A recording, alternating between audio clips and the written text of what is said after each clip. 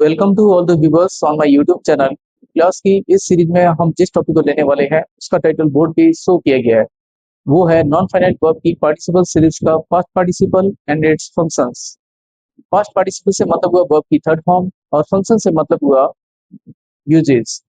इस प्रकार पूरी का सेंस ये निकला, यानी कि वर्ब की थर्ड फॉर्म के यूज क्या क्या है, इससे रिलेटेड ये हमारी क्लास रहेगी।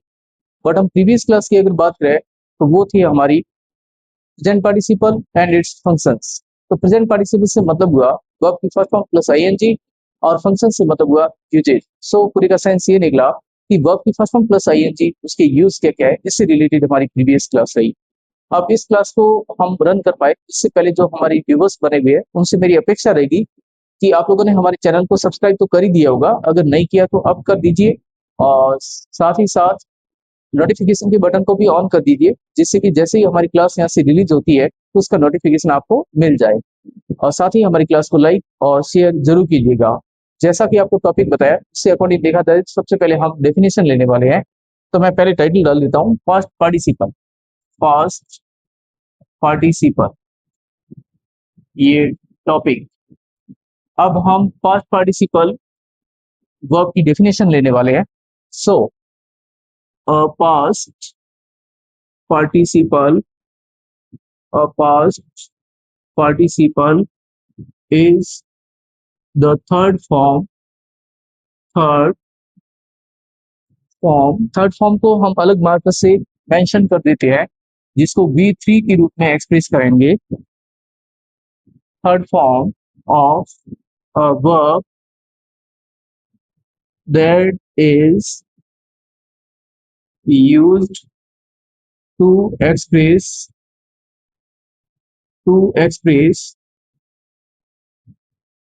completed action. Completed action. It functions as an adjective, helps to form perfect tenses and past participle phrases. Past participle phrases। तो ये डेफिनेशन थी। अब इसके अंदर जो इंपॉर्टेंट पॉइंट्स है उसको हम बात करने वाले हैं। पहले तो हमारा टॉपिक है कि पास्ट पार्टिसिपल, सो इसको हम यहाँ मार्क कर देते हैं। ये वर्ब की थर्ड फॉर्म होती है, सो हम इसको भी मार्क कर देते हैं। इसके बाद में रहेगा इसकी यूज की बात करते हैं, तो use to express completed action, इसको हम हाईलाइट कर देते हैं। नेक्स्ट आएगा इसकी बात में फंक्शन। तो फंक्शंस को लेकर के functions as an adjective. Next इसके बाद में helps to form perfect tenses. Perfect tenses. साथ ही साथ सबसे लास्ट आए वो है पास्ट पार्टिसिपल फ्रेज। अब हम पूरे का सेंस लेते हैं कि मीनिंग क्या निकला। वैसे डेफिनेशन का मतलब हुआ कि past participle is the third form of a verb, यानी कि पास्ट पार्टिसिपल सीधा मीनिंग हुआ वैसे वर्ब की थर्ड फॉर्म। तो पास्ट पार्टिसिपल है वो वर्ब की वह थर्ड फॉर्म होती है that is used to express completed action, जिसे वो किसी पूर्ण कार्य को अभिव्यक्त करने के लिए यूज किया जाता है या प्रकट करने के लिए यूज किया जाता है। इट मतलब पास्ट पार्टिसिपल यानी वर्ब की third form. Functions as an adjective, यानी कि पास्ट पार्टिसिपल यानी वर्ब की थर्ड फॉर्म की बात करें तो इसका यूज है वो एक एडजेक्टिव यानी विशेषण के रूप में होता है। Helps to form perfect tenses, और साथ ही साथ perfect means present perfect, past perfect और फ्यूचर परफेक्ट टेंस है, इनको बनाने में भी हेल्प के रूप में इसका होता है, यूज होता है। And past participle phrases. Past participle means verb की थर्ड फॉर्म और फ्रेजेस मतलब ग्रुप ऑफ वर्ड्स, यानी ये वर्ब की थर्ड फॉर्म तो आएगी। इसके साथ में इसका ऑब्जेक्ट आ सकता है, अगर ऑब्जेक्ट नहीं है तो कई बार इसके साथ में एडवर्ब यूज हो सकती है। इस प्रकार ये पार्टिसिपल फ्रेज बना, तो इस रूप में इसका यूज हो सकता है। पूरी का सेंस ये निकला, यानी कि पास्ट पार्टिसिपल वर्ब की वह थर्ड फॉर्म होती है जिसका यूज है वो किसी कंप्लीट एक्शन को शो करने में या प्रकट करने में किया जाता है, और इसका काम है वो एक एडजेक्टिव के रूप में होता है। और साथ ही साथ ये परफेक्ट टेंसेस होते हैं उनको बनाने में भी इसकी हेल्प होती है, और साथ ही साथ पास्ट पार्टिसिपल फ्रेजेस बनाने में भी इसकी हेल्प रहती है। अब हम अगला टाइटल डालने वाले हैं एग्जाम्पल। सो मैं टाइटल डाल देता हूँ एग्जाम्पल। हम फर्स्ट नंबर एग्जाम्पल लेने वाले हैं।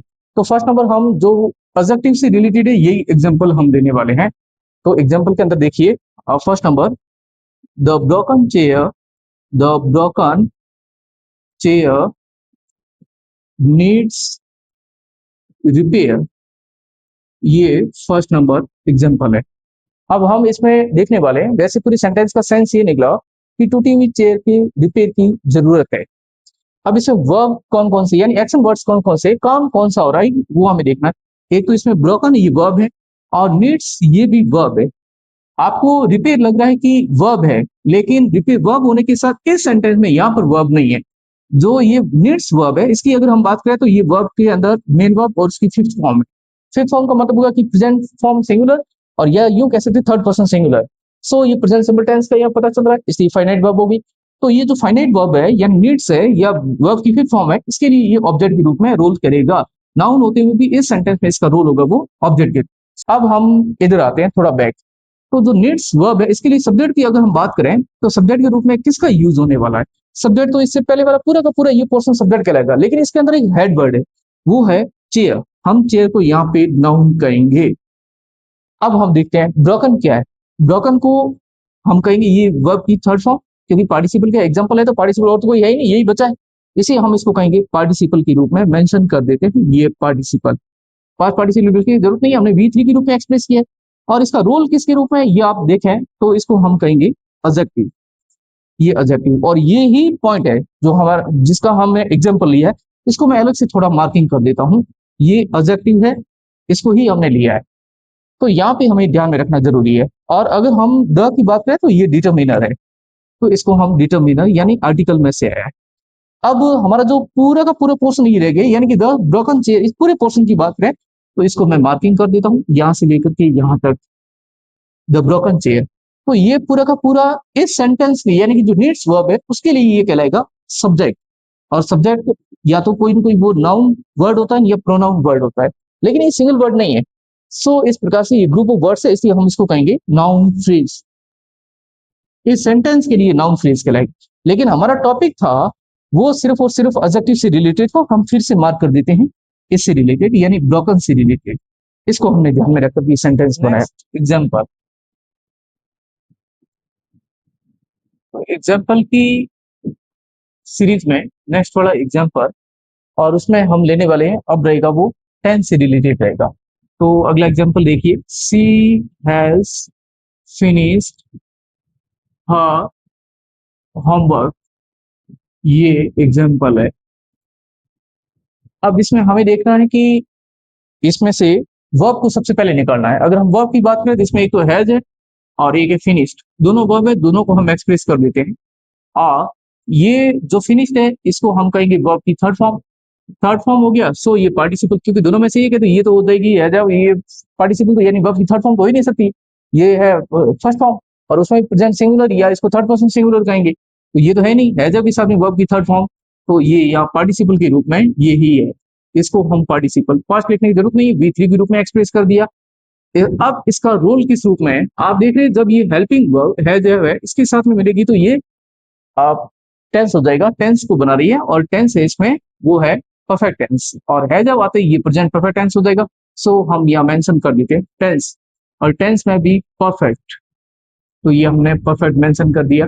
और सी इसके लिए कहलाएगा वो सब्जेक्ट, और हर होमवर्क ये पूरा कहलाएगा ऑब्जेक्ट, तो ये इसको हम ऑब्जेक्ट के रूप में मेंशन कर देते हैं। अब हमारा टॉपिक किससे रिलेटेड था वो आप देख रहे हैं, सिर्फ टेंस से रिलेटेड ये एग्जाम्पल हमारा था। ये हमारे लिए इंपॉर्टेंट ज्यादा है, इसको हम मार्क कर देते हैं फिनिश से रिलेटेड। अब नेक्स्ट वाला एग्जाम्पल, नेक्स्ट वाला एग्जाम्पल में ये फर्स्ट सेकंड नंबर था। अब हमारा लास्ट वाला एग्जाम्पल है, लास्ट वाला रहेगा वो रहेगा पास्ट पार्टिसिपल फ्री से रिलेटेड। देखिए the players chosen last time one the match, ये हमारा एग्जाम्पल है। तो इसके अंदर हमें देखना है, पहले तो वर्ब निकालनी है। पूरी का सेंस क्या हुआ, the players chosen the last time one the match, यानी कि वे खिलाड़ी जिन्हें लास्ट टाइम चूज किया गया, सिलेक्ट किया गया, उन्हीं खिलाड़ियों ने मैच जीता। पूरी का सेंस ये निकला। तो इसमें एक्शन वर्ड्स या वर्ब है वो कितनी है वो हमें निकालनी है।